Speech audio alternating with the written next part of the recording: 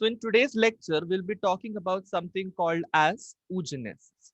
When I say oogenesis, oogenesis का मतलब क्या होता है? किसको पता है? चैट बॉक्स में बता दो जरा, oogenesis का मतलब क्या होता है? Yes, what do you understand with the term oogenesis? Absolutely, my dear students, oogenesis का मतलब होता है प्रोडक्शन ऑफ oocyte. ठीक है, production of oocyte, production of secondary oocyte for that matter. ठीक है, production of secondary oocyte to be specific is the product is nothing but oogenesis.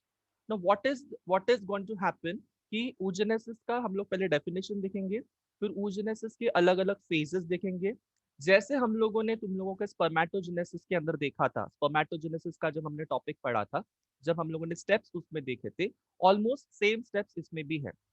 Almost same steps इसमें भी है. मैंने ऑलमोस्ट सेम इसलिए कहा बिकॉज जो स्टेप्स के नाम यहाँ पे दिए हैं वो सेम टू सेम है, बट वो स्टेप में शायद कुछ और भी हो सकता है, थोड़ा हटके हो सकता है. ठीक है, सो उसके लिए भी हमको प्रिपेयर करना पड़ेगा कि क्या अलग हो रहा है स्पर्मेटोजेनेसिस से इन सारे स्टेप्स में. ठीक है, so are we all good to गो?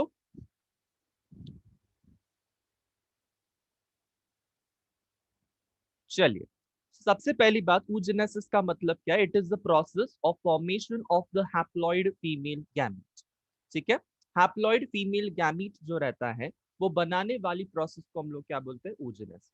सो मैंने कहा haploid female gamete.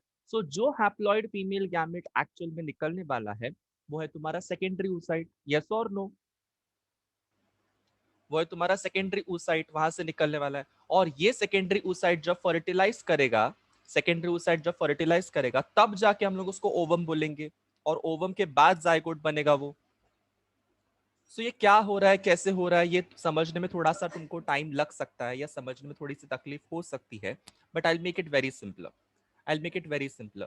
Just kindly pay attention to whatever I'm saying and just note down certain things which you feel very difficult. Now, the first things first, it is the process of formation of haploid female gamete, that is egg or ovum. अब ये haploid female gamete किस में से बनने वाला है?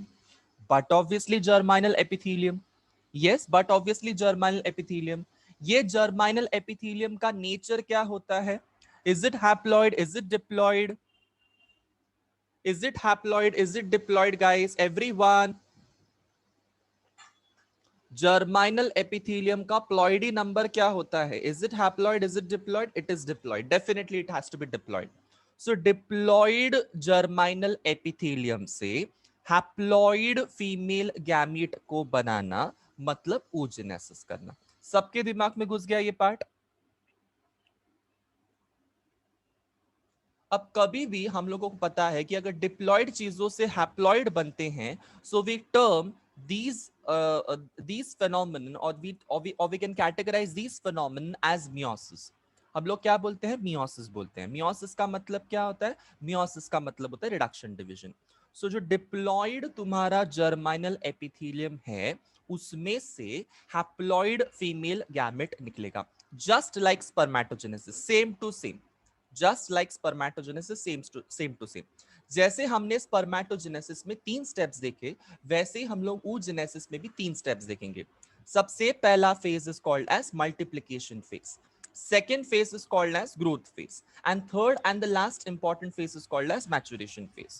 So multiplication phase, growth phase and maturation phase. Is that clear? Same 3 steps hai: multiplication phase, growth phase, maturation phase. Multiplication phase, growth phase and maturation phase. Done?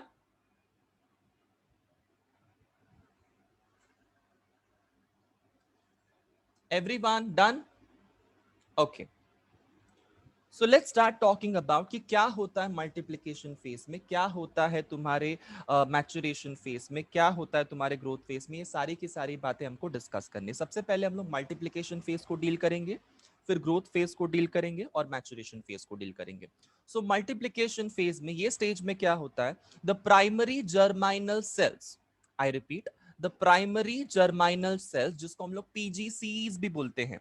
I repeat, primary germinal cells, जिसको हम लोग PGCs भी बोलते हैं, जो कि diploid रहते हैं. ये डिप्लॉयड प्राइमरी जर्माइनल सेल्स जो रहेंगे ओवरी के अंदर, वो रिपीटेड माइटोटिक डिविजन्स करेंगे, जैसे सेम हुआ था स्पर्म के अंदर भी. ये स्पर्म के अंदर भी सेम हुआ था, स्पर्म बनाने के टाइम भी सेम हुआ था कि पहले क्या हुआ था, बहुत सारे माइटोटिक डिविजन्स हो गए थे और माइटोटिक डिविजन्स होके वहां पे सेल्स बने थे। Yes, so same same primordial या फिर प्राइमरी जर्माइनल सेल्स जो है ये क्या करेंगे, ये रिपीटेड माइटोटिक डिविजन्स करेंगे और डिप्लॉइड सेल्स बनाकर रख देंगे, ये डिप्लॉइड सेल्स बनाकर रख देंगे। अब जो डिप्लॉइड सेल्स बने हैं वो मिलियंस में बने हैं। वो कैसे बने, मिलियंस में बने हैं। और इसको हम लोग गैमीट मदर सेल्स बोल सकते हैं या फिर उगोनियल सेल्स बोल सकते हैं। Now let's try and understand what I said. ठीक है, सबसे पहले मैंने बोला कि जो सबसे पहला सेल है that is called as primary germinal cells, जिसको हम लोग पीजीसीज भी बोलते हैं शॉर्ट फॉर्म में। यस, ये डिप्लॉइड होता है। डिप्लॉइड का मतलब क्या है, इसमें कितना क्रोमोसोम का नंबर रहेगा, इसमें क्रोमोसोम का नंबर रहेगा 46। इसमें क्रोमोसोम का नंबर रहेगा 46। एक सेल में क्रोमोसोम का नंबर कितना रहेगा उसके न्यूक्लियस में, 46। सो इसमें से माइटोसिस डिवीजन होता है और माइटोसिस डिवीजन करके जो नए सेल्स भी बनेंगे उसमें भी same equal number of chromosomes रहेंगे जो कि पेरेंट सेल में था। प्राइमरी जर्माइनल सेल में जो था, जो पीजीसीज थे उसके अंदर जो जितना क्रोमोसोम नंबर था उतना ही क्रोमोसोम नंबर किस में रहेगा, उतना ही क्रोमोसोम नंबर तुम्हारे उगोनियल सेल्स में रहेगा, जिसको हम लोग उगोनिया भी बोलते हैं या फिर उसको गैमीट मदर सेल भी बोलेंगे। मैंने कहा gamete mother cell. Gamete mother cell का मतलब क्या होता है, गैमीट मदर सेल का मतलब होता है कि इसमें से गैमीट्स एक्चुअल में बनने वाले हैं। यस, गैमीट्स मदर सेल का मतलब क्या होता है, इसमें से एक्चुअल में male gametes sorry female gametes बनने वाले हैं। ठीक है, समझ में आया। सो इसको उगोनिया बोलो इस सेल्स को। ठीक है, उगोनिया बोलो इस सेल्स को, या तुम लोग इसको गैमीट मदर सेल्स भी बोल सकते हो या उगोनियल सेल्स भी बोल सकते हो। Is that clear. So guys कहीं पे भी तुम्हारा क्रोमोसोम का नंबर हाफ हुआ है, प्राइमरी जर्म सेल से लेके तुम्हारे उगोनियल सेल्स तक कहीं पे भी क्रोमोसोम का नंबर हाफ हुआ है, कम हुआ है, मतलब ये जो प्रोसेस हो रही है ये सिर्फ और सिर्फ माइटोसिस हो रही है। There is no meiosis happening over there. Done, समझ में आया। सो प्राइमरी जर्माइनल सेल्स से लेके तुम्हारे गैमीट मदर सेल्स तक या फिर उगोनियल सेल्स तक जितने भी चीजें बन रहे हैं वो सारे के सारे माइटोसिस से हो रहे हैं। सारे के सारे सेल्स माइटोसिस से बन रहे हैं। There is no other kind of cell division, no meiosis, just and just mitosis. जिसको जिसको समझ में आया प्राइमरी जर्म सेल से लेके तुम्हारे गैमीट मदर सेल तक की कहानी, उगोनियल सेल के तक की कहानी, just drop a heart in the chat box everyone. Just drop a heart in the chat box everyone.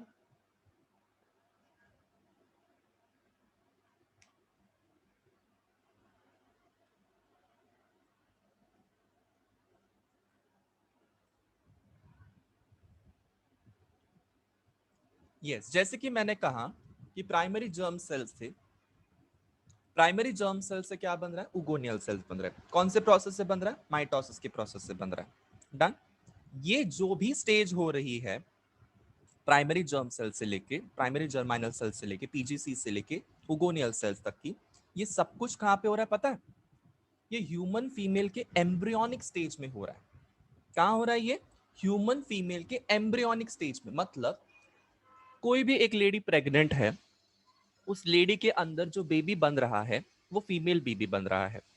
सो उस फीमेल बेबी के ओवरीज के अंदर ये वाली स्टेप होती है। कौन सी स्टेप होती है, मल्टीप्लिकेशन फेज होती है। मल्टीप्लिकेशन फेज में क्या होता है, प्राइमरी जर्माइनल सेल्स से लेके उगोनियल सेल्स बनेंगे। डन, माइटोसिस के जरिए। ये पता होना चाहिए कि कहां पे हो रहा है, क्यों हो रहा है, कैसे हो रहा है, ये सब पता होना चाहिए। समझ में आ रहा है। सो पीजीसी से लेके उगोनियल सेल्स तक की जो जर्नी है वो कहां पे हो रही है, फीमेल एम्ब्रियो के अंदर हो रही है, जब वो बेबी उसके मम्मी के यूटरस में रहता है। उसके यूटर उसके उसके ओवरीज के अंदर ये सब चीजें हो रही है, उस बेबी के ओवरीज के अंदर ये सब चीजें हो रही है, पीजीसी से लेके उगोनियल सेल्स तक की जर्नी। ठीक है, समझ में आ रहा है सबको। Next we come to growth phase. मैंने कहा growth phase. So growth phase और तुम्हारी बाकी की सेल डिवीजन का मतलब क्या है, डिफरेंस क्या है। सो ग्रोथ फेज में there is no division. Growth phase में देयर इज नो डिवीजन, कोई माइटोसिस नहीं होगा, कोई मियोसिस नहीं होगा, सिर्फ सेल्स जो है वो साइज में ग्रो करेंगे। सेल्स जो है वो साइज में ग्रो करेंगे। यहाँ पे क्या होगा, जो उगोनिया रहेगा वो स्टॉप करेगा अपने आप का डिवीजन, और वो क्या करेगा, अपने आप को साइज में बढ़ा देगा, अपने आप को साइज में बढ़ा देगा। मतलब देखो यहाँ पे इतने सारे उगोनिया है, 1 2 3 4, ये चारों उगोनियल सेल्स में से एक उगोनियल सेल जो है वो अपने आप को साइज में बड़ा कर देगा, अपने आप को साइज में बड़ा कर देगा। अब बड़ा कर देगा मतलब क्या कर देगा, इसके अंदर के सेलुलर कंटेंट्स बढ़ जाएंगे, जैसे सेल ऑर्गेनल्स बढ़ जाएगा, endoplasmic reticulum, Golgi apparatus, mitochondria का नंबर जो है वो इंक्रीज हो जाएगा। समझ में आया? तो इसके सेल ऑर्गेनल्स का नंबर बढ़ने के वजह से, इसके अंदर का साइटोप्लाज्मिक कंटेंट बढ़ने के वजह से ये सेल का साइज बढ़ जाएगा। डन। और सेल का साइज बढ़ने के बाद में क्या हो जाएगा, उगोनियल सेल से वो प्राइमरी oocyte बन जाएगा, प्राइमरी oocyte बन जाएगा। एंड प्राइमरी oocyte डिप्लॉइड, इसमें कोई भी हैप्लॉइड वैप्लॉइड नहीं होगा। देखो यहां से लेके यहां तक भी 2n है, यहां से लेके यहां तक की प्रोसेस भी 2n है। क्यों? बिकॉज हमने अब तक क्रोमोसोम्स को दूसरे दूसरे सेल्स में हाफ हाफ करके डिवाइड नहीं किया है, जस्ट सेम स्टेप्स चल रहे हैं। Done everyone? Clear? Is it clear? So PGC से लेके उगोनियल सेल्स तक की कहानी और उगोनियल सेल्स से लेके तुम्हारे प्राइमरी oocyte तक की कहानी में कहीं पे भी क्रोमोसोम का नंबर चेंज नहीं होता है, बिकॉज प्राइमोर्डियल जर्म सेल्स से लेके, that is primary germ cells, PGC से लेके उगोनियल सेल्स तक सिर्फ माइटोसिस हो रहा है, इसलिए क्रोमोसोम का नंबर चेंज नहीं हुआ। और तुम्हारा जब प्राइमरी oocyte बनेगा, उस प्राइमरी oocyte के स्टेज में भी क्या हो रहा है, उगोनियल से लेके प्राइमरी oocyte के बीच में there is no division, so वहां पे भी there is no change in chromosome number, तो वहां पे भी 2n नंबर ही रहेगा, डिप्लॉयड ही रहेगा। सो ग्रोथ फेज भी सबको क्लियर है? चलो नेक्स्ट स्टेप जो होने वाली है that is called as maturation phase. Maturation phase हमने सबने स्पर्मेटोजेनेसिस में भी देखा था, जब मैंने मैच्योरेशन फेज की बात की थी स्पर्मेटोजेनेसिस में, तब मैंने क्या बोला था कि स्पर्मेटोजेनेसिस में भी और oogenesis में भी मैच्योरेशन फेज में हमेशा मियोसिस होता है। यस। अब तक क्या हो रहा था, माइटोसिस हो रहा था, सेल्स ग्रो हो रहे थे, माइटोसिस हो रहा था, सेल्स ग्रो हो रहे थे। बट अब मैच्योरेशन फेज में क्या होने वाला है, एक्चुअल मियोसिस होने वाला है, meiosis 1 and meiosis 2। Done everyone? Understood? Meiosis 1 and meiosis 2 कहां पे होता है, मैच्योरेशन फेज में होता है। एक एक स्टेप को मैं धीरे धीरे करते हुए क्लियर करते जा रहा हूं, please try and understand about it. Done?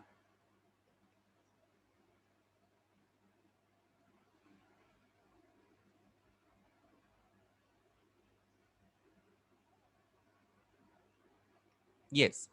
अब ये जो oogenesis है, ये जो oogenesis है, ये वाली फेज कहां पे हो रही है, ये बेबी की ओवरीज के अंदर हो रही है। और ये कब हो रही है, the process is initiated prior to birth of female baby, मतलब फीमेल बेबी बर्थ लेने से पहले हो रही है। ठीक है? मैंने क्या कहा, ये वाली मियोसिस वाली जो फेज है, मैच्योरेशन फेज जो है, ये फीमेल की ओवरीज में हो रही है, फीमेल बेबी की ओवरीज में हो रही है। बट ये कब होगी फीमेल बेबी के ओवरीज में, बेबी के बर्थ लेने से कुछ दिनों पहले। Yes, the process initiated prior to birth of the female baby. ये सबको समझ में आ रहा है? अभी तक बेबी बॉर्न भी नहीं हुआ है और उसमें सेकेंडरी oocyte तक की प्रोसेस, सॉरी प्राइमरी oocyte तक की आगे की प्रोसेस जो है वो स्टार्ट हो जाएगी। डन? समझ में आया?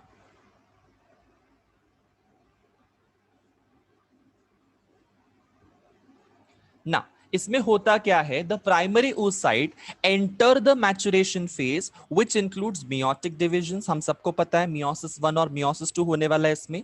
The diploid primary oocyte undergoes meiosis 1।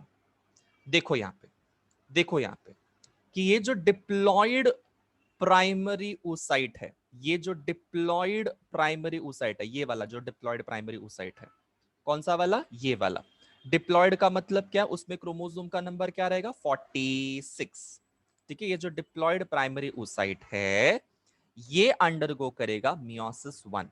मैं कहता हूं मियोसिस 1 जाएगा, मियोसिस 1 करेगा का मतलब क्या है, हमको मियोसिस 1 के बाद में हमेशा कितने डॉटर सेल्स मिलते हैं, 2 हैप्लॉइड डॉटर सेल्स मिलते हैं।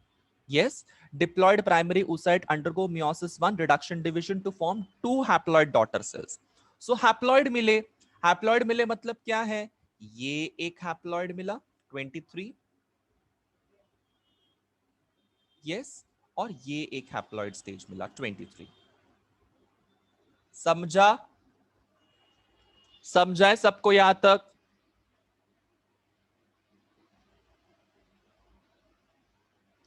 Is that clear everyone? Have you understood this? मैंने क्या बोला? मैंने बोला कि जो प्राइमरी oocyte है, जो प्राइमरी oocyte है गाइस, वो क्या करेगा? Primary oocyte will undergo something called as meiosis 1. Now this meiosis 1 will result into the formation of secondary oocyte and a polar body. Secondary oocyte and a polar body. Here is the formation of first polar body. Meiosis 1 के बाद में बहुत बार MCQ में question पूछा जाता है कि कब फर्स्ट पोलर बॉडी बनता है? After primary oocyte undergoes meiosis 1, first polar body is formed. लिखो, लिखो, अभी के अभी लिखो। After primary oocyte undergoes meiosis 1, first polar body is formed. ठीक है, first polar body is form. मैंने कहा diploid primary oocyte undergoes meiosis 1, that is reduction division, to form two haploid daughter cells. ठीक है, अब ये डिवीजन जो है, ये डिवीजन तुम्हारा meiosis 1 वाला जो डिवीजन है, ये पेक्यूलियर होता है in case of females, peculiar होता है। तुम लोगों ने स्पर्मेटोजेनेसिस में देखा था क्या पोलर बॉडी बनते हुए? Have you seen polar body formation in spermatogenesis? Answer me this question. Yes? Have you seen this? Amir, Gupta siblings, Iraja, Sujal, everyone is saying no. We haven't seen polar body formation in case of spermatogenesis, which means what? There is no formation of polar body in case of spermatogenesis, but there is a formation of polar body in case of oogenesis. Now, why this is the case? कि ये polar body बनती क्यों है? ठीक है, ये polar body बनती क्यों है? पोलर बॉडी बनती है अनइक्वल साइटोप्लाज्मिक डिवीजन के वजह से। Write it down. Why does polar body forms? Polar body is been developed और polar body is been formed because of unequal cytoplasmic division. हम सबको पता है किसी भी सेल के पास में एक न्यूक्लियस होता है और एक साइटोप्लाज्मिक एरिया होता है। सो न्यूक्लियस का तो डिवीजन हाफ हाफ हो गया, 23 क्रोमोसोम्स चले गए प्राइमरी oocyte के वजह से। प्राइमरी oocyte का न्यूक्लियस का तो डिवीजन एकदम हाफ हाफ कर दिया, बट साइटोप्लाज्म का डिवीजन कैसे किया? कहीं पे ज्यादा गया, कहीं पे कम गया, इस वजह से पोलर बॉडी बना। समझा? अनइक्वल साइटोप्लाज्मिक डिवीजन की वजह से पोलर बॉडी फॉर्मेशन होता है। Is that clear? सो मैंने कहा न्यूक्लियस तो बराबर से डिवाइड हो रहा है, हाफ हाफ डिवाइड हो रहा है। 46 क्रोमोसोम्स थे प्राइमरी oocyte में, तो सेकेंडरी oocyte में 23 क्रोमोसोम्स जाएंगे, पोलर बॉडी के न्यूक्लियस में 23 क्रोमोसोम्स जाएंगे। गुप्ता सिबलिंग्स इक्वल होगा तो क्या होगा, इसका डिस्कशन हम लोग करने वाले हैं, don't worry about it. But पहले ये समझो, ये पहले दिमाग में घुसेड़ दो कि यहाँ पे अनइक्वल साइटोप्लाज्मिक डिवीजन हो रहा है। Will answer this question some time later, we have to wait patiently. Yes everyone? So मैंने कहा प्राइमरी oocyte जो है, प्राइमरी oocyte जो है, इसका न्यूक्लियस का डिवीजन एग्जैक्टली हाफ हाफ होगा। 23 क्रोमोसोम्स तुम्हारे सेकेंडरी oocyte में जाएंगे, ये वाले, और 23 क्रोमोसोम्स तुम्हारे पोलर बॉडी के अंदर जाएंगे। बट जब साइटोप्लाज्म के डिवीजन की बात आती है तो वहां पे अनइक्वल डिवीजन होगा। मैंने कहा अनइक्वल डिवीजन। अनइक्वल का मतलब क्या है? सेकेंडरी oocyte के पास में ज्यादा साइटोप्लाज्म चला जाएगा और पोलर बॉडी के पास में कम cytoplasm. Can you see the cytoplasm का area in between two cells? देखो कितना बड़ा एरिया है सेकेंडरी oocyte के पास में और कितना कम एरिया है पोलर बॉडी के पास में। डन? अंडरस्टूड?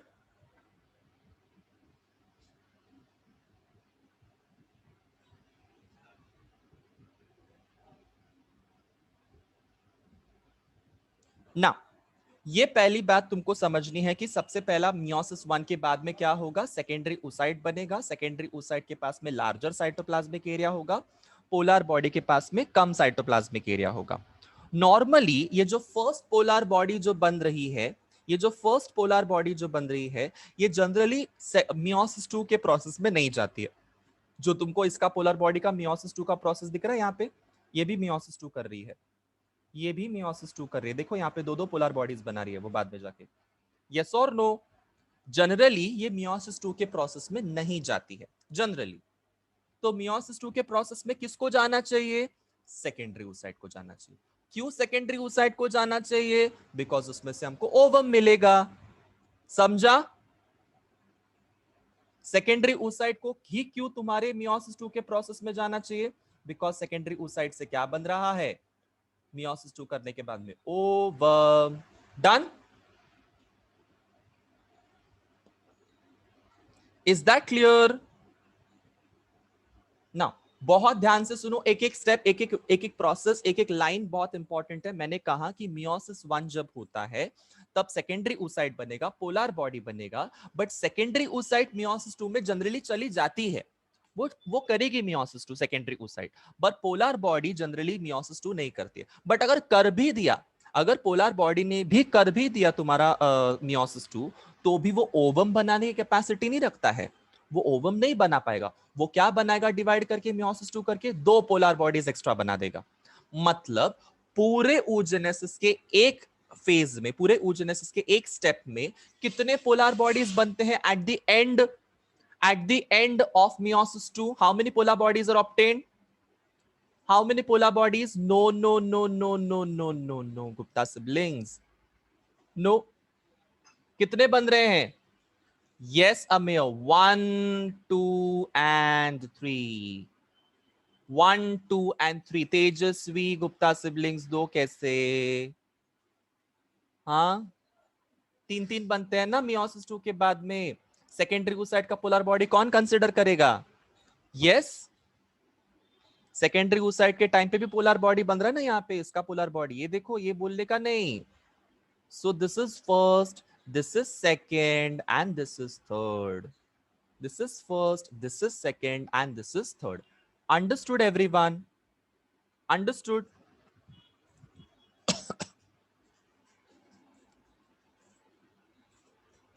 Now, ये जो प्रोसेस तुमको जो यहां पे I'm sorry.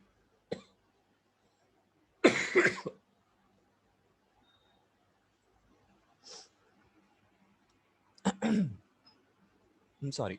Yeah. So ये जो प्रोसेस तुम लोग को यहाँ पे दिखाई दे रही है, ठीक है, ये प्रोसेस तुम लोग को जो यहाँ पे दिखाई दे रही है, ये डायरेक्टली नहीं होता है। जितना सिंपलिस्टिक वे में तुम लोग को यहाँ पे दिख रहा है ना कि हाँ ये हो गया, यस, मियोसिस 2 आराम से हो गया, ये मियोसिस 2 इतने आराम से नहीं होता है। मियोसिस 2 जो है वो रुका हुआ रहता है। मियोसिस 2 जो है वो रुका हुआ रहता है। कब तक? कब तक? जब तक स्पर्म तुम्हारे सेकेंडरी oocyte तक नहीं पहुंच पाता। बहुत ध्यान से सुनो मैंने जो बोला कि सेकेंडरी oocyte से ओवम डायरेक्टली नहीं बनेगा। आई रिपीट, सेकेंडरी oocyte से ओवम डायरेक्टली नहीं बनेगा। क्यों नहीं बनेगा? क्यों नहीं बनेगा? बिकॉज अभी तक स्पर्म वहां तक पहुंचा नहीं है। मतलब फर्टिलाइजेशन के दौरान सेकेंडरी oocyte से ओवम बनने की प्रोसेस होती है। फर्टिलाइजेशन एंड oogenesis का कंप्लीशन, दोनों प्रोसेस साथ साथ में होता है। समझ में आया? दोनों प्रोसेस साथ साथ में होता है, दोनों प्रोसेस। डन? सेकेंडरी oocyte से oogenesis कंप्लीशन एंड फर्टिलाइजेशन, दोनों प्रोसेस साथ साथ में होता है। What is fertilization? What is fertilization? The male gamete will approach the female gamete, will fertilize or fuse the female gamete. That process is called as fertilization. So ये fertilization वाली process जब होती रहेगी तभी जाके तुम्हारा सेकेंडरी oocyte ओवम बनाएगा। ये दोनों प्रोसेस साइमल्टेनियसली होगी। ऐसा नहीं कि एक प्रोसेस पहले एक प्रोसेस बाद में, दोनों प्रोसेस साइमल्टेनियसली हो रहे हैं। डन? समझ में आया?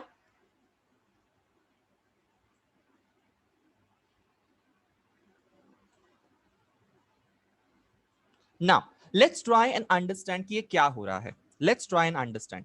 अब तक हमने क्या देखा था? अब तक हमारे पास में क्या था? अब तक हमारे पास में सिर्फ और सिर्फ एक सेकेंडरी oocyte था और सिर्फ पोलर बॉडी था। कौन से प्रोसेस से बना था? मियोसिस 1 के प्रोसेस से बना था। मियोसिस 1 मतलब कौन सा प्रोसेस? रिडक्शन डिवीजन था। मियोसिस 1 मतलब कौन सा प्रोसेस? रिडक्शन डिवीजन था।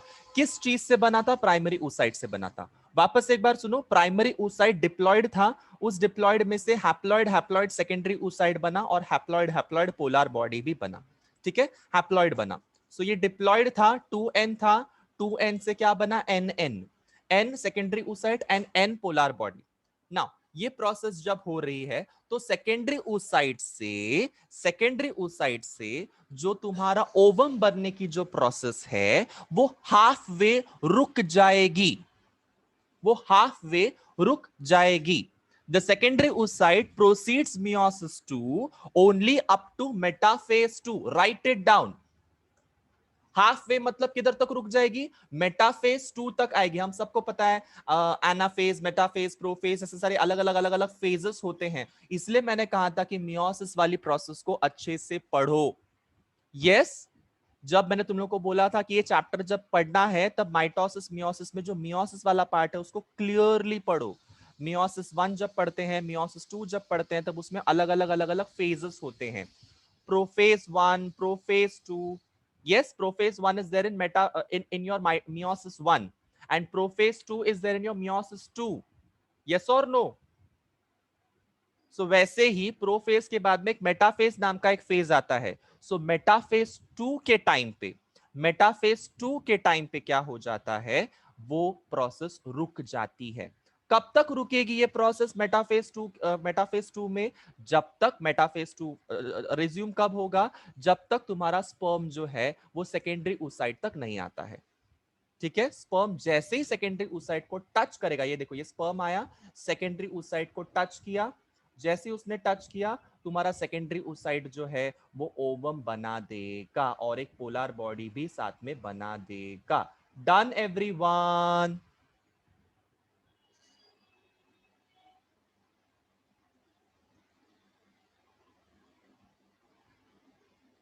ठीक है, ध्यान से सुनो मैंने क्या बोला. सेकेंडरी oocyte जो है वो मेटाफेज 2 तक आके रुक जाएगी, मतलब मियोसिस 1 कंप्लीट पूरा करेगी, मियोसिस 2 का प्रोफेज 1 भी कंप्लीट पूरा कर देगी, बट मेटाफेज 2 जो रहेगा, प्रोफेज 2 भी कंप्लीट पूरा कर देगी, बट मेटाफेज 2 का जो प्रोसेस है वो वहां पे आके रुक जाएगी, मेटाफेज 2 स्टेज में आके अरेस्ट हो जाएगी.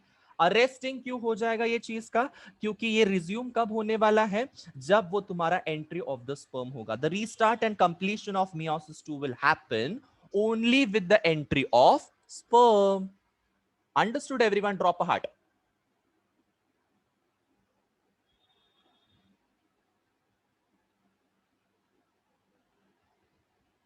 ठीक है, सो यहां से लेके यहां तक एक क्विक रिवीजन करते हैं students, and then will move on to the आगे का पार्ट कि आगे पार्ट में क्या होने वाला है.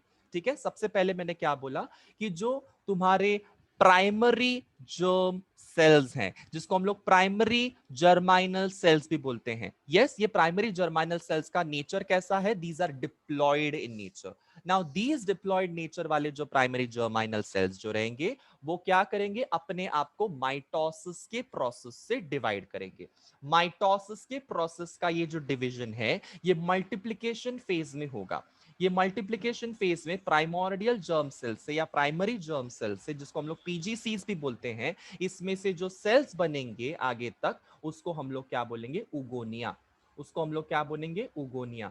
सो हमारे पास में टोटल 4 उगोनिया है हमारे डायग्राम में, 1 2 3 4, टोटल 4 उगोनिया है, जिसमें से एक उगोनियम जो है, एक उगोनियम जो है वो प्राइमरी oocyte बन जाएगा. ये प्राइमरी oocyte एक उगोनियम से कैसे बनेगा, ग्रोथ फेज में बनेगा. प्राइमरी oocyte बनने के लिए उगोनियम के अंदर उसका साइटोप्लाज्मिक कंटेंट बढ़ाना पड़ेगा, उसके सेल ऑर्गेनल्स को बढ़ाना पड़ेगा, mitochondria, Golgi apparatus, yes, every organelle will be increased or every organelle will be multiplied to such an extent कि उगोनिया को अभी हम लोग प्राइमरी oocyte बोल सकते हैं. उगोनिया के अंदर साइटोप्लाज्मिक कंटेंट बढ़ जाएगा, उसमें ग्रोथ हो जाएगी और वो बन जाएगा primary oocyte. There is no division seen, mitosis नहीं होगा, मियोसिस नहीं होगा, उगोनिया से प्राइमरी oocyte के बीच में there is no meiosis mitosis, just growth, just simple growth होने वाला है. जैसे ही प्राइमरी oocyte बन जाएगा, प्राइमरी oocyte जो रहेगा वो सबसे पहला मियोसिस 1 करेगा. मियोसिस 1 हम सबको पता है रिडक्शन डिवीजन है, और ये जो मियोसिस 1 हो रहा है, मियोसिस 2 जो हो रहा है, ये तुम्हारे मैच्योरेशन फेज का हिस्सा है, ये तुम्हारे मैच्योरेशन फेज का हिस्सा है. सो प्राइमरी oocyte से जो सेकेंडरी oocyte बनेगा, प्राइमरी oocyte से जो सेकेंडरी oocyte जो बनेगा वो मियोसिस 1 की प्रोसेस से बनेगा.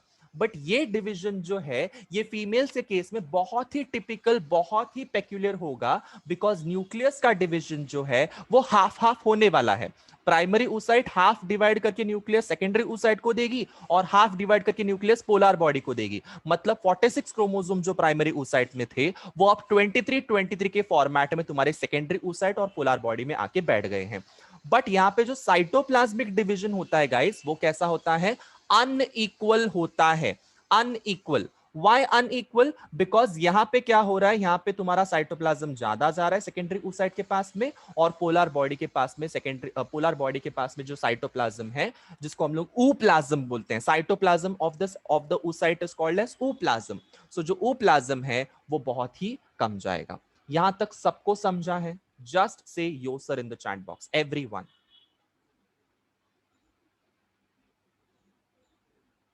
एवरीवन जस्ट से यो सर। ठीक है, ओके।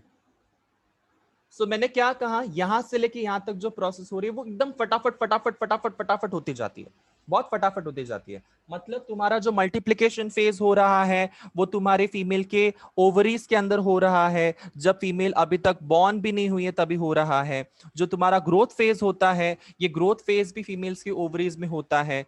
फिर जैसे ही मैचुरेशन फेज की बात आती है, मैचुरेशन फेज में भी कब हो रहा है? फीमेल बेबी बॉर्न होने से पहले हो रहा है। बट मैचुरेशन फेज का जो हाफ पार्ट है, हाफ पार्ट, ये हाफ पार्ट कब अचीव होगा? After puberty. After puberty it will be achieved. Why? Because puberty के बाद ही वो क्या बोलते हैं, प्राइमरी oocyte जो वो सेकेंडरी oocyte में बनेगा, और सेकेंडरी oocyte से तुम्हारा ओवम बनेगा।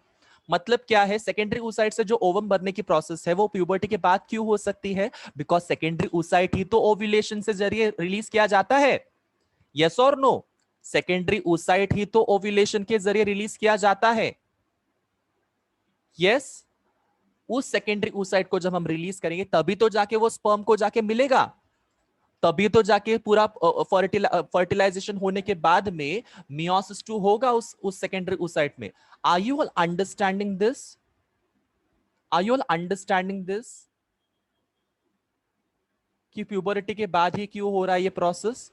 क्योंकि प्यूबरिटी के बाद ही सेकेंडरी oocyte को रिलीज किया जाता है। प्यूबरिटी के बाद ही सेकेंडरी oocyte रिलीज होने के बाद ही तुम्हारा फर्टिलाइजेशन अचीव हो सकता है, अगर हुआ तो। और अगर नहीं होता है तो वही सेकेंडरी oocyte शेड आउट हो जाएगा मेंस्ट्रुअल साइकिल में, मेंस्ट्रुम के फॉर्मेट में।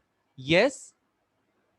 कनेक्ट कर पा रहे हो सारी चीजों को, सारी स्टोरीज को कनेक्ट कर पा रहे हो? लाइंस अलग अलग अलग अलग हम लोगों ने बोले थे, हम लोगों ने अलग अलग पार्ट्स देखे स्टोरी के। अभी उसको कनेक्ट करना सीखो बच्चे लोग। कनेक्ट करना is very important, because it will be very difficult for you to understand this chapter. Then connect all the parts, connect all the stories. जो मैंने पार्ट्स पार्ट्स में तुमको स्टोरी सिखाया उसको क्या करो, उस पिक्चर को कनेक्ट कर दो। Done everyone? Understood?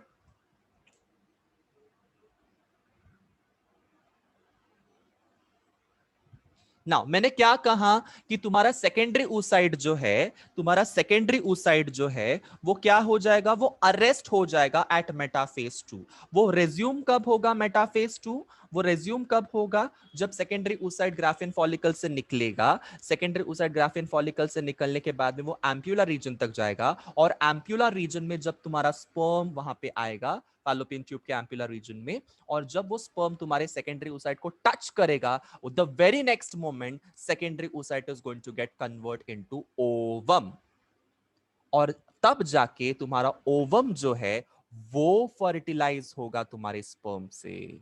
Done everyone? समझ में आया?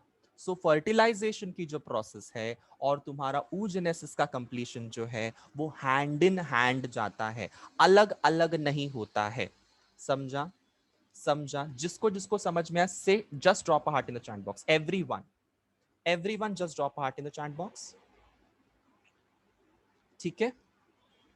सो इसी के साथ में हमने oogenesis को कंप्लीट कर दिया है। oogenesis को मैंने कंप्लीट कर दिया है। ठीक है? किसी को भी कुछ भी डाउट? किसी को भी कुछ भी डाउट? एक एक स्टेप, एक एक लाइन, एक एक वर्ड क्लियर है तुम लोगों को? ठीक है? किसी को भी कुछ भी डाउट नहीं है? चलिए आगे बढ़ते हैं। आगे हमको एक डिस्कशन करना है जिसका नाम है सेकेंडरी oocyte के स्ट्रक्चर का डिस्कशन। ठीक है? we'll be talking about something called as secondary oocyte का discussion. एक ब्यूटिफुल सा हिस्टोलॉजिकल स्ट्रक्चर तुम लोग के आंखों के सामने दिखाई दे रहा है. हिस्टोलॉजिकल स्ट्रक्चर का मतलब क्या? When I say histology, histology मतलब study of tissues. Yes, histology मतलब study of tissues. So you can see here एक एक्चुअल माइक्रोस्कोपिक फोटोग्राफ तुम्हारे आंखों के सामने, एक्चुअल माइक्रोस्कोपिक फोटोग्राफ, जिसमें तुमको क्या दिखाई दे रहा है? सेकेंडरी oocyte दिखाई दे रही है. अभी भी सेकेंडरी oocyte ग्राफियन फॉलिकल के अंदर है, इसलिए तो यहाँ पे एक्सटर्ना इंटरना दिख रहा है. यस और नो? यस और नो? सो मुझे ऐसा सेपरेट सेकेंडरी oocyte का जो फोटोग्राफ है वो नहीं मिल पाया, वो नहीं मिल पाया. इसलिए मैंने क्या किया, मैंने यहाँ पे यही वाला डायग्राम डाल दिया, या फिर यही वाला जो हिस्टोलॉजिकल स्ट्रक्चर है वो डाल दिया, सो दैट बच्चों को पता भी चले ना कि थीका एक्सटर्ना कैसे दिखता है, थीका इंटरना कैसे दिखता है, क्यूमुलस उफोरस कहाँ पे है, फॉलिकुलर सेल्स कहाँ पे हैं, बेसमेंट मेम्ब्रेन कहाँ पे है, what is corona radiata, what is zona pellucida, what is the location of both of these layers, corona radiata and zona pellucida. ये समझ में आए इसलिए मैंने यहाँ पे हिस्टोलॉजिकल स्ट्रक्चर लिखाया है. Are you appreciating this slide? Did you like this slide? कितना ब्यूटीफुल स्लाइड है जिसमें तुम लोगों को सारी चीजें एक साथ दिखाई दे रही है. Theca externa, theca interna, cumulus oophorus, follicular cells, basement membrane, corona radiata, zona pellucida and your secondary oocyte, intact secondary oocyte. Yes? अब जब मैं तुम लोग को बोलता हूं सेकेंडरी oocyte का डायग्राम ड्रॉ करना है तो क्या करना है? सबसे पहली बात, सेकेंडरी oocyte का डायग्राम तुम्हारे टेक्स्ट बुक से ही ड्रॉ करो. बट जब तुम कोरोना रेडिएटा के लेयर्स को ड्रॉ करोगे, सो प्लीज ये घटिया लेयर जो तुम्हारे टेक्स्ट बुक में दिया हुआ है, ये घटिया लेयर को ड्रॉ मत करो. ये घटिया लेयर को ड्रॉ मत करो. क्यों नहीं करो? बिकॉज ये लेयर एग्जैक्टली ऐसा नहीं होता है जैसे तुमको यहाँ पे दिखाई दे रहा है. जैसे तुमको यहाँ पे दिखाई दे रहा है डायग्राम में, टेक्स्ट बुक वाले डायग्राम में ऐसा नहीं होता है. It should look like a crown. Yes, it should look like a crown, इसलिए उसको कोरोना बोला गया है. It should radiate, the cells should radiate. जैसे सूर्य की किरणें कैसे निकलती है, रेस कैसे निकलते हैं, वैसे वो किरणों की तरह बाहर सेल्स निकलते हुए दिखने चाहिए. This is the appropriate diagram which should be drawing. Yes, which you should be drawing. Appropriate diagram क्या होता है? साइंटिफिकली करेक्ट डायग्राम क्या होता है? जो तुम लोग को यहां पे दिखाई दे रहा है, ये वाला डायग्राम, ये वाला डायग्राम. इसमें लेबलिंग्स का जो स्पेलिंग्स है वो थोड़ा बहुत गलत है, थोड़ा बहुत लेबलिंग्स यहाँ पे इनकरेक्ट है, इसलिए do not follow the labellings. But सिर्फ इसमें से फॉलो क्या करना है, जो कोरोना रेडिएटा का जो लेयर है, सबसे बाहर वाला जो लेयर है, देखो यहाँ पे सबसे बाहर वाला जो layer, that is called as corona radiata. ये वाले लेयर को ऐसा का ऐसा एज सच ड्रॉ करने की कोशिश करो. Take a screenshot, first of all take a screenshot everyone, कि स्क्रीनशॉट ले लो ये स्लाइड का. क्यों? बिकॉज इसमें से तुमको क्या सीखना है, इसमें से तुमको सीखना है कोरोना रेडिएटा का जो डायग्राम है वो कैसे ड्रॉ करना है. ये बाहर का जो सेल्स है ना, ऐसे बाहर ऐसे खींचते हुए बाहर आ रहे हैं, रेडिएट होते हुए बाहर आ रहे हैं, ये वाले सेल्स को हम लोग कोरोना रेडिएटा का सेल्स बोलते हैं. ये सेल्स प्लीज ऐसे ड्रॉ करो. इसमें न्यूक्लियस भी दिखना चाहिए, इसके सेल्स की जो थ्रेडिंग्स जो बाहर निकल रही है, थ्रेड जैसा स्ट्रक्चर जो बाहर निकल रहा है, ये भी तुमको ड्रॉ करते आना चाहिए. तुम लोग यहाँ पे क्लियर कट देख सकते हो कि तुम्हारे टेक्स्ट बुक में जो डायग्राम दिया हुआ है और तुम्हारे ये वाले स्लाइड में जो डायग्राम दिया हुआ है उसमें जमीन आसमान का डिफरेंस है. यस और नो? ठीक है. सो तुमको ये वाले डायग्राम से सिर्फ और सिर्फ कौन से लेयर को कॉपी करना है? Same to same corona radiata के लेयर को कॉपी करना है. बाकी पूरा का पूरा डायग्राम टेक्स्ट बुक का ड्रॉ करेंगे, बिकॉज बाकी का डायग्राम एकदम सही है. बाकी का डायग्राम जो तुम्हारे टेक्स्ट बुक में दिया हुआ है एग्जैक्ट सिमिलर है, सही है, परफेक्ट है, वही ड्रॉ करो. सिर्फ और सिर्फ कोरोना रेडिएटा का लेयर मेरे स्टूडेंट्स यहां से ड्रॉ करेंगे. डन? अगर हमारी ऑफलाइन लेक्चर्स होती ना, ऑफलाइन क्लास होता ना, एक ब्यूटीफुल सा डायग्राम मैं बोर्ड के ऊपर बनाता, व्हाइट बोर्ड के ऊपर मार्कर के जरिए एक सुंदर सा कलरफुल डायग्राम तुम्हारे में आईज के फ्रंट ऑफ, मैंने आईज के सामने तुम्हारे बनाना है. इतना ब्यूटीफुल डायग्राम मैं बनाता हूँ बोर्ड के ऊपर. But since it is a lockdown, we are in the pandemic situation, we can not help it, इसलिए मैं तुम लोगों को अलग अलग डायग्राम्स का कॉम्पोजिशन बता रहा हूँ कि किस डायग्राम से तुमको क्या ड्रॉ करना है, कौन से डायग्राम से तुमको कैसे दिखाना है चीजों को. यस, ये साइंटिफिकली करेक्ट डायग्राम्स होते हैं. I don't want artistic diagrams guys. Yes, do not draw artistic diagrams. Why you're not supposed to draw artistic diagrams? Because सारे बच्चे artistic नहीं होते हैं. सारे बच्चे artistic नहीं होते. But scientifically correct तो हो सकते हैं सारे बच्चे. Yes or no? Scientifically correct तो हो सकते हैं. तो scientifically correct diagrams draw करो. आर्टिस्टिक डायग्राम शेड वेड एकदम डॉट डॉट डॉट डॉट देके बनाते हैं बच्चे. Do not draw such beautiful diagrams. बना रहे हो तो अच्छी बात है, नहीं बना रहे हो तो भी अच्छी बात है, बट साइंटिफिकली करेक्ट डायग्राम्स बनाने की कोशिश करो. रेडिएटा का मतलब भी क्या होता है? सेल्स कैसे बाहर की तरफ निकल रहे हैं, जैसे सूर्य की किरणें कैसे निकलती है, सन रेस कैसे निकलते हैं सन में से, वैसे वो लेयर्स निकलते हैं, रेस टाइप में निकल रहे हैं. That's why the layer should be named as radiata. Radiata का मतलब ही वही होता है, रेडिएट हो रहा है बाहर. कोरोना का मतलब क्या है? क्राउन जैसा रेडिएट हो रहा है वो बाहर, क्राउन मुकुट के जैसा. समझा?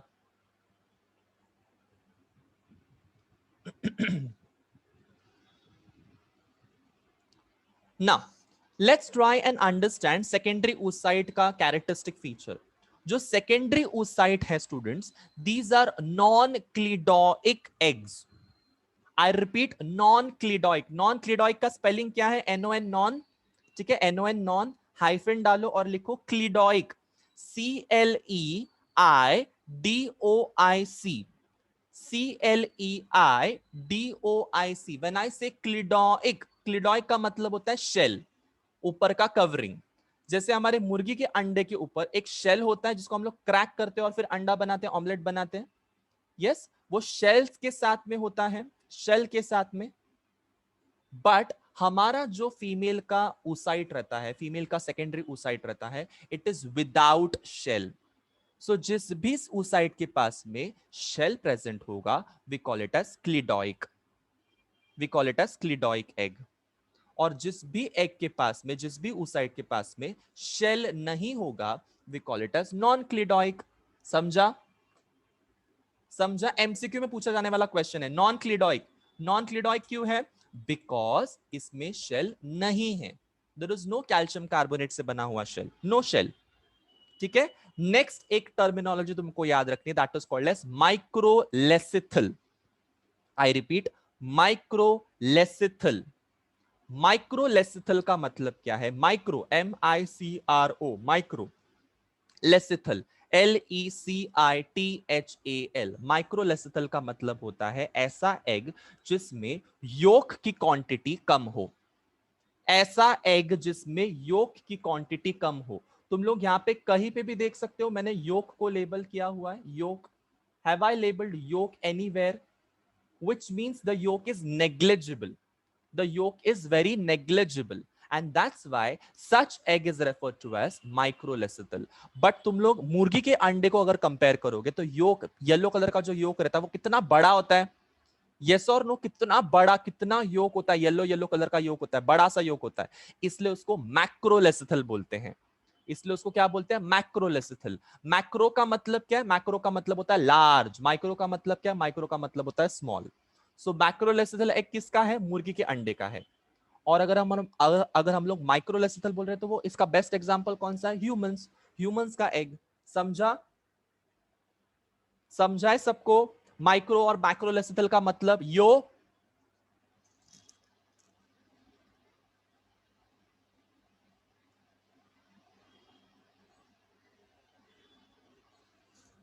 Now, one more thing which we should remember, that size of this secondary oocyte. The size of the secondary oocyte is approximately 0.1 millimeter. I repeat, the size of the secondary oocyte will be 0.1 millimeter. That is approximately 100 microns. Write it down. कितना है? 0.1 millimeter या फिर 100 microns in size. तुम्हारा ये जो female gamete है जिसको हम लोग कॉन्स्टेंटली सेकेंडरी oocyte बोल रहे हैं, this is non motile. What do you mean by non motile? It can not move from one position to another. Sperm को उसके पास में आना होता है, मूव नहीं कर सकता है, इमूवेबल है. इमूवेबल है, यहां से वहां मूव नहीं कर सकता है. स्पर्म आता है उसके पास में एम्प्यूला रीजन में. यस, एम्प्यूला रीजन में फर्टिलाइजेशन होता है तो स्पर्म वहां पे उस तक आता है. वहां पे कभी भी सेकेंडरी oocyte आगे मूव नहीं करेगा, 1 इंच भी मूव नहीं करेगा. उसको ढकेला जाता. तुम लोगों ने देखा रहेगा ना कि हम लोगों ने वहां पे एपिथेलियम बताई थी, सीलेटेड एपिथेलियम बताई थी. यस, वो सीलिया की मदद से फैलोपियन ट्यूब्स में ढकेला जाता है, आगे आगे आगे आगे आगे एम्प्यूला तक जाएगा वो, और एम्प्यूला में जाके बैठ जाएगा. और वो वेट करेगा कि कब आके स्पर्म मुझे फर्टिलाइज करेगा और कब मैं अपना oogenesis भी कंप्लीट कर दूं और कब मैंने फर्टिलाइजेशन भी कर देना है. यस. सो ये सारी चीजों को कनेक्ट करो गाइस, ये सारी चीजों को कनेक्ट करो. जो मैं पिछले वाली चीजें बोलता हूं ना उसको भूलना नहीं है. You have to connect the things. You have to connect the things. So secondary oocyte जो है, it doesn't move from one position to another. Why? Because it is non-motile. When I say non-motile, which means it doesn't have any kind of cilia on them, which means it doesn't have any kind of pseudopodia on them, which means it doesn't have any kind of flagella on them. So cilia, pseudopodia, flagella ऐसे structures इस पे नहीं है, इसलिए ये move नहीं कर सकता है. Now, next thing which we should remember is called as the nucleus of the egg. Nucleus. तुम लोग को यहाँ पे जो structure दिखाई दे रहा है, एक मिनट, यहाँ पे जो structure तुम लोग को दिखाई दे रहा है, ये वाला, this is the nucleus of the egg. Nucleus, this is the nucleus. This one. So this is the nucleus. So why this is the nucleus? The nucleus of the cell, the nucleus of the oocyte is called as germinal vesicle. It is called as germinal vesicle. Please write down. बहुत बार MCQ में पूछा जाता है और बच्चे confuse हो जाते हैं कि क्या न्यूक्लियस का भी नाम होता है कभी? हाँ होता है, हाँ होता है, न्यूक्लियस का भी नाम होता है. सो न्यूक्लियस तुम्हारे सेकेंडरी oocyte का जो है, that is called as germinal vesicle. That is called as germinal vesicle. ठीक है, ये जर्माइनल वेसिकल जो है, ये प्रो न्यूक्लियस में कन्वर्ट होता है. आई रिपीट, जर्माइनल वेसिकल जो है, जिसको हम लोग न्यूक्लियस ऑफ द oocyte बोलते हैं, ये कन्वर्ट हो जाता है इनटू प्रो न्यूक्लियस. कब हो जाता है ये प्रो न्यूक्लियस में कन्वर्ट? जब फर्टिलाइजेशन होगा. समझा? सो जर्माइनल वेसिकल से प्रो न्यूक्लियस कब बनेगा? जब फर्टिलाइजेशन होगा. अभी तक फर्टिलाइजेशन हो गया क्या?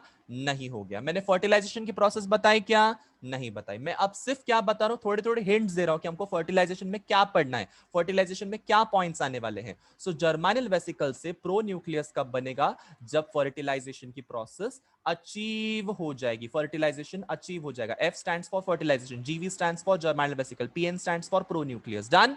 समझा? Everyone. So what is germinal vesicle? Germinal vesicle is nothing but the nucleus of the ovum or the nucleus of the secondary oocyte, to be very precise. Secondary oocyte का तुम्हारा nucleus को क्या बोलते हैं हम लोग? Germinal vesicle.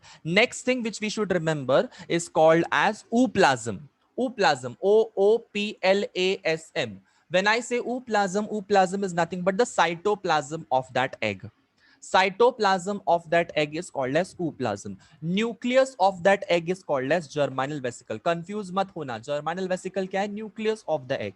Ooplasm क्या है? Cytoplasm of that egg. Done everyone? Have you understood?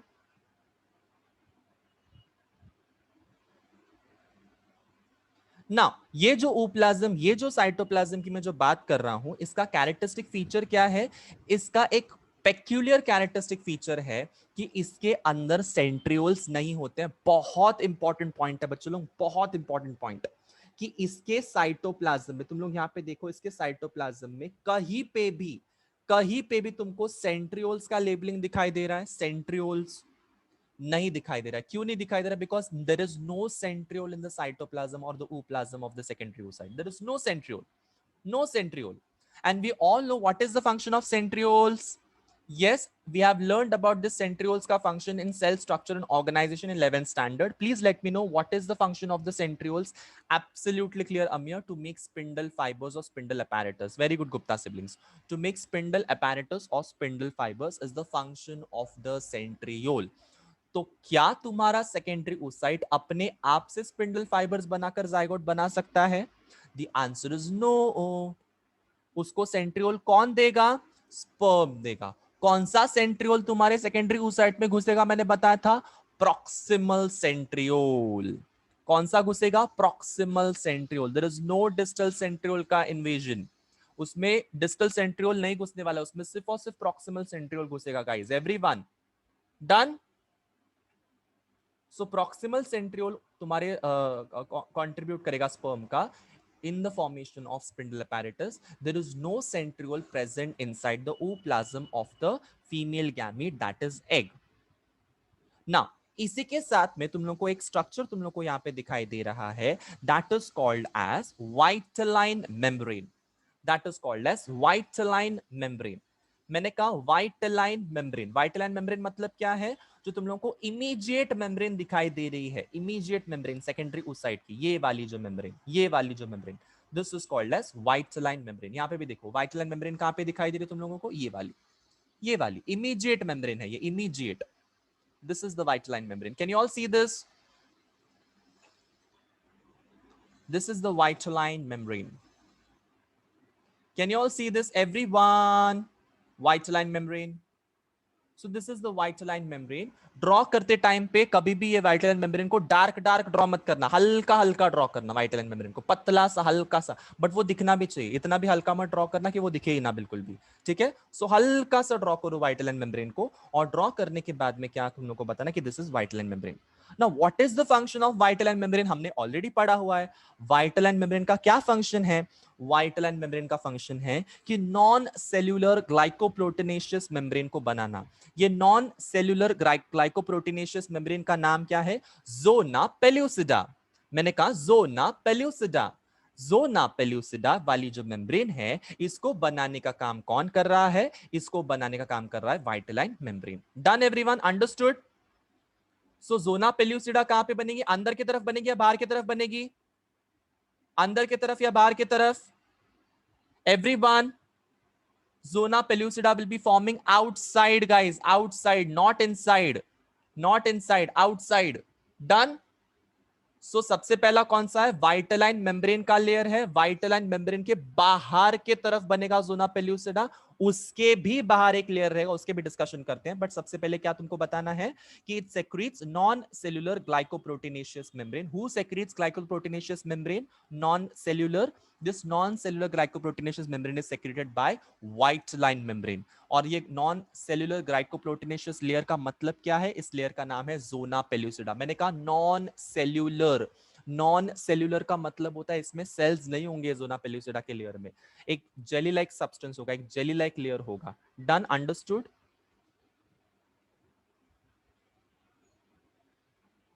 Understood everyone? The next labeling which we should remember is called as corona radiata. सबसे बाहर वाला लेयर है कोरोना रेडिएटा। व्हेन आई से corona radiata, ये क्या है कोरोना रेडिएटा? तो zona pellucida के बाहर वाला लेयर है। ज़ोना पेल्यूसिडा और कोरोना रेडिएटा जो है वो एक दूसरे के साथ में बहुत ही फर्मली चिपके हुए रहते हैं, बहुत ही फर्मली, बहुत टाइट होता है, बहुत टाइट। यस, आई रिपीट, अगर मान के चलो कि मैं तुम लोग को यहाँ पे एक चीज बना के दिखाता हूं।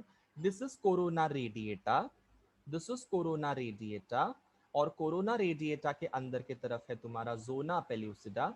सो zona pellucida and corona radiata एक दूसरे से बहुत ही टफ, एक ग्लू की तरह चिपके हुए रहते हैं, चिपके हुए रहते हैं।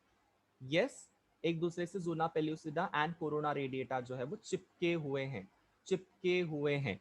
किस वजह से चिपके हुए हैं? क्योंकि वहां पे एक म्यूकोपॉलीसैकेराइड मॉलिक्यूल है, एक म्यूकोपॉलीसैकेराइड मॉलिक्यूल है जिसका नाम है hyaluronic acid. Right it down, MCQ question है ये, एमसीक्यू क्वेश्चन है। ज़ोना पेल्यूसिडा और कोरोना रेडिएटा एक दूसरे के साथ में फर्मली क्यों चिपके हुए हैं? जस्ट बिकॉज वहां पे एक म्यूकोपॉलीसैकेराइड सब्सटेंस होगा, उस म्यूकोपॉलीसैकेराइड सब्सटेंस का नाम क्या है? Hyaluronic acid. कौन सी एसिड के वजह से चिपके हुए हैं? Hyaluronic acid. हाइलुरोनिक एसिड का स्पेलिंग क्या है? HYALURONIC, HYALURONIC।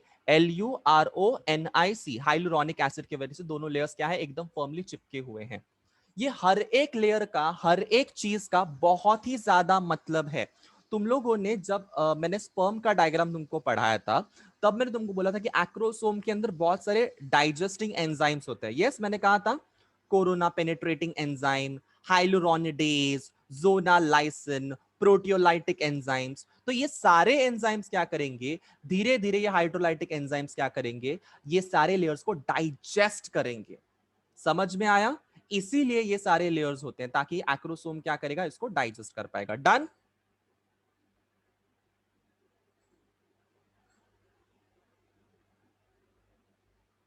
Understood everyone? Each one of you? ठीक है।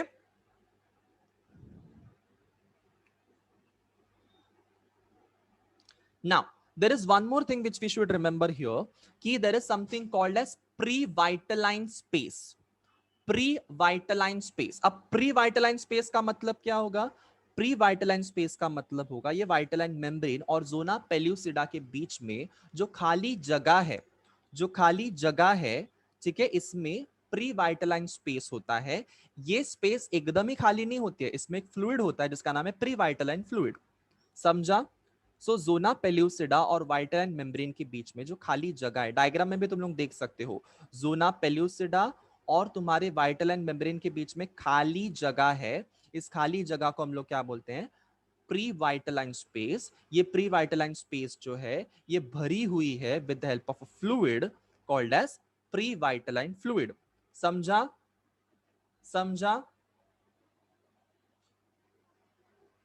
नाउ सबके दिमाग में एक चीज आई रहेगी कि ये प्री वाइटालाइन स्पेस को सर इतना हाईलाइट क्यों कर रहे हैं? सो प्री वाइटालाइन स्पेस को मैं इतना हाईलाइट इसलिए कर रहा हूं बिकॉज यहीं पे फर्स्ट पोलर बॉडी बनेगी. यहीं पे फर्स्ट पोलर बॉडी जो है इसका लोकेशन रहेगा. First polar body. First polar body कौन से मियोसिस से होता है? मियोसिस 1 या मियोसिस 2? कौन से मियोसिस से होगा? वेरी वेरी गुड, मियोसिस 1 से होगा. सो मियोसिस 1 के जरिए जो फर्स्ट पोलर बॉडी बन रही है वो फर्स्ट पोलर बॉडी निकल नहीं जाएगी उसमें से. वो किधर रहेगी? वो किधर रहेगी? प्री वाइटालाइन स्पेस के यहां पे रहेगी. प्री वाइटालाइन फ्लूइड में फ्लोट करेगी. डन?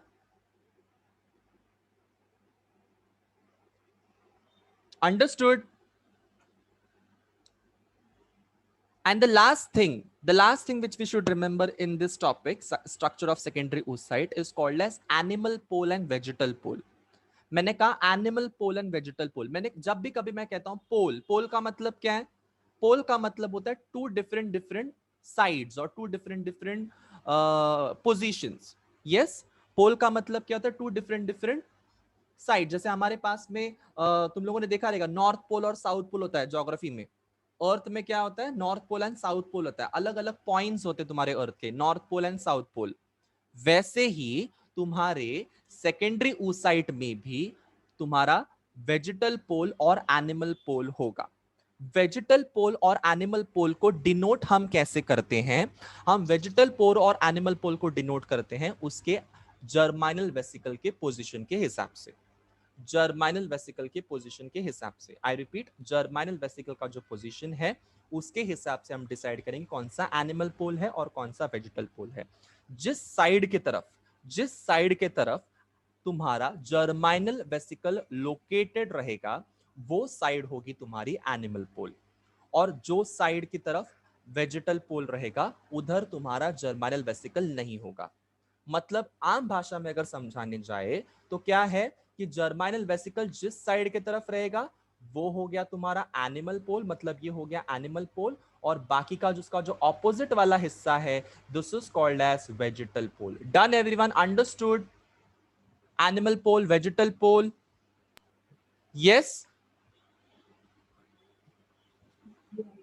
वापस से एक बार सुनो, एनिमल पोल और वेजिटल पोल. जब मैं कहता हूं एनिमल पोल और जब मैं कहता हूं वेजिटल पोल तो इसका मतलब क्या है? जहां पे जर्माइनल वेसिकल होगा. जर्माइनल वेसिकल मतलब सेकेंडरी oocyte का न्यूक्लियस होगा, वहां पे होगा एनिमल पोल.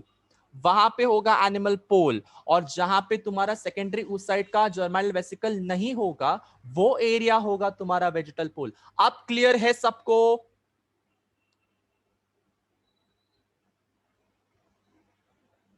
ठीक है, अब क्लियर है सबको? So this is animal pole and this is vegetal pole. अगर मैं डायग्राम में तुम लोग को दिखाना चाहूं तो ऐसे दिखा सकता हूं. Wait. So this is germinal vesicle का एरिया जहां पे जर्माइनल वेसिकल रहेगी सेकेंडरी oocyte में. So this is called as animal pole. यहां पे मैं लिख रहा हूं ए. ठीक है, सो ये रहेगा तुम्हारा vegetal pole. Opposite to animal pole कौन सा है? Vegetal pole. डन? अंडरस्टूड? अब बच्चे लोग एनिमल पोल और वेजिटल पोल को क्यों पढ़ना है? बिकॉज हमको ये बाद में समझ में आएगा कि एनिमल पोल और वेजिटल पोल हम क्यों पढ़ रहे हैं. ठीक है, फर्टिलाइजेशन जब हम लोग सीखेंगे तब हम लोग को सीखना है कि एनिमल पोल और वेजिटल पोल क्यों पढ़ना है. और जब एम्ब्रियो फॉर्मेशन भी होगा तब भी हमको पता चलेगा कि एनिमल पोल और वेजिटल पोल हम लोग क्यों पढ़ते हैं, इसका महत्व क्या है. बट हाल फिलहाल इतना ध्यान में रखो कि एनिमल पोल और वेजिटल पोल इंपॉर्टेंट है. सो वन शॉट रिवीजन करते हैं सेकेंडरी oocyte का and then we can stop over here. Secondary oocyte का रिवीजन करने के लिए मैंने क्या बोला? सबसे पहले सेकेंडरी oocyte जो रहता है वो एक अनफर्टिलाइज्ड एग है. ये अनफर्टिलाइज्ड एग जो रहता है ये तुम्हारा कब निकलता है? ओव्यूलेशन के दौरान निकलता है सेकेंडरी oocyte। सेकेंडरी oocyte जो रहता है इट इज नॉन क्लिडॉइक। नॉन क्लिडॉइक का मतलब होता है इसमें कोई भी शेल नहीं होता है। There is no calcium carbonate का shell. It is without any shell. It is microlecithal. When I say microlecithal, microlecithal का मतलब होता है कि yolk जो रहेगा वो बहुत ही small quantity में present रहेगा। Yolk will be present in a very small quantity. Now, the next thing which we should remember is called as the size of the secondary oocytes, 0.1 millimeter to 100 microns in size. The next thing which we should remember is called as इसका nature, ये diploid nature का होता है. It is a non-motile gamete. It doesn't move from one position to another. It needs to be moved with the help of cilia. Cilia नीचे की तरफ होता है तुम्हारे fallopian tube में, जिसकी वजह से वो ढकेला जाता है आगे की तरफ, ampulla की तरफ आता है, बट ये खुद से मूव नहीं करेगा। इसके पास में कोई सीलिया फ्लैजुला नहीं होता है। ये सूडोपोडिया भी नहीं होता है। जो तुमको एक स्ट्रक्चर दिखाई दे रहा है ऊप्लाज्म के अंदर, that is called as germinal vesicle. Germinal vesicle is labelled as the nucleus of the secondary oocyte. This germinal vesicle will convert itself into something called as pronucleus when the fertilization occurs. The cytoplasm of the secondary oocyte is called as ooplasm. There is no centrioles in the cytoplasm of the secondary oocyte. The next immediate layer to the secondary oocyte is called as your vitelline membrane. This vitelline membrane is going to secrete a glycoproteinaceous membrane called as zona pellucida. The zona pellucida and there is an immediate layer called as corona radiata. Why corona? Corona is called corona is because it looks like a crown, and why radiata? Because the cells are radiating outwards. Corona radiata and zona pellucida are firmly attached to each other because of a mucopolysaccharide substance, and this mucopolysaccharide acid is called as hyaluronic acid. It is going to firmly attach, the corona radiata is going to firmly attach to the zona pellucida. There is something called as pre-vitelline space. This pre-vitelline space is been formed in between vitelline membrane and zona pellucida. This pre-vitelline space has something called as pre-vitelline fluid, and this pre-vitelline fluid is been मतलब उसके अंदर क्या रहता है? उसके अंदर रहता है जर्माइनल वेसिकल। ये जर्माइनल वेसिकल, सॉरी, इसके अंदर क्या रहता है? Polar body, not germinal vesicle. इसके अंदर क्या रहता है? Polar body. There is not germinal vesicle, this is polar body. So pre vitelline space में क्या रहता है? Polar body. पोलर बॉडी, ठीक है। प्री वाइटलाइन स्पेस कहां पे बन रही है? जोना पेल्यूसिडा और तुम्हारे वाइटलाइन मेम्ब्रेन के बीच में। यस, वाइटलाइन मेम्ब्रेन और जोना पेल्यूसिडा के बीच में प्री वाइटलाइन स्पेस बन रही है जिसमें पोलर बॉडी होता है। Then we have talked about something called as animal pole and vegetal pole. Animal pole मतलब वो एरिया जहां पे तुम्हारा जर्माइनल वेसिकल रहेगा। Germinal vesicle is nothing but the nucleus of the secondary oocyte, and vegetal pole मतलब opposite to animal pole is the vegetal pole. Done everyone? Crystal clear? Diamond clear everyone? एक एक चीज, एक एक word. Yes. So in the next lecture, we'll talk about something called as fertilization. Everyone,